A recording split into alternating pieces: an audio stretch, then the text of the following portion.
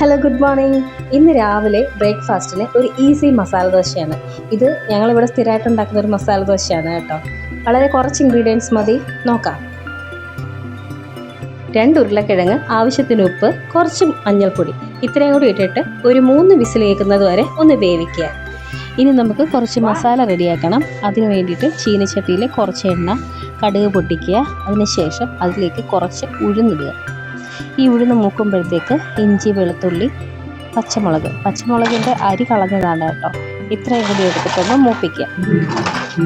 അതിനുശേഷം കുറച്ച് സവാളയുടെ കണക്ക് നമ്മളെടുത്ത ഉരുളക്കിഴങ്ങിൻ്റെ പകുതി അളവിലുള്ള സവാളയാണ്. സവാള അധികം മൂക്കേണ്ട ആവശ്യമില്ല, ചെറുതായിട്ടൊന്ന് വെന്ത് കിട്ടിയാൽ മതിയാകും. ഇനി വെന്ത ഉരുളക്കിഴങ്ങ് ഉടച്ചതിലേക്ക് ചേർക്കുക. കൂടെ അല്പം ഗരം മസാലയും കൂടി ചേർക്കുന്നുണ്ട്. അല്പം പെരിഞ്ജീരകത്തിൻ്റെ പൊടി കൂടി ഈ സമയത്ത് ചേർക്കണം. മസാലയിലെ വെള്ളം വറ്റി ഈ പരുവമാകുന്നത് വരെ ഇത് ഇളക്കി കൊടുക്കുക. ഇനി സാധാരണ പോലെ ദോശ ചുട്ട് അതിൻ്റെ മേലെ നെയ്യോ എണ്ണയോ തൂക്കിയിട്ട് മറിച്ചിടുക. ശേഷം ഒന്നുകൂടി ഒന്ന് മറിച്ചിട്ട് ആ ഭാഗത്ത് മസാല വെച്ച് ദോശ മടക്കി നമുക്ക് സെർവ് ചെയ്യാം. മസാല ദോശ റെഡി ആയിട്ടുണ്ട്.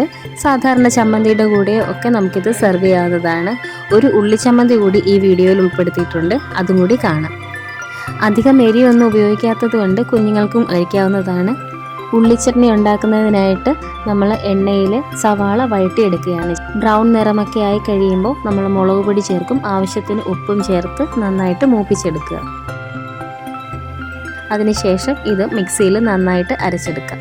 ഇത്രയേ ഉള്ളൂ, ഉള്ളിച്ചട്നി റെഡി ആയിട്ടുണ്ട്. വളരെ ഈസി ആയിട്ടുള്ള ഒരു മസാല ദോശയും ഉള്ളി ചട്നിയാണ് കാണിച്ചത്. എല്ലാവരും ട്രൈ ചെയ്ത് നോക്കുക, എന്നിട്ട് അഭിപ്രായങ്ങൾ കമൻറ്റ് ചെയ്യുക. പിന്നെ ഈ വീഡിയോ ഇഷ്ടപ്പെട്ടാൽ ഇത് ലൈക്ക് ചെയ്യാനും ചാനൽ സബ്സ്ക്രൈബ് ചെയ്യാനും മറക്കല്ലേ. താങ്ക്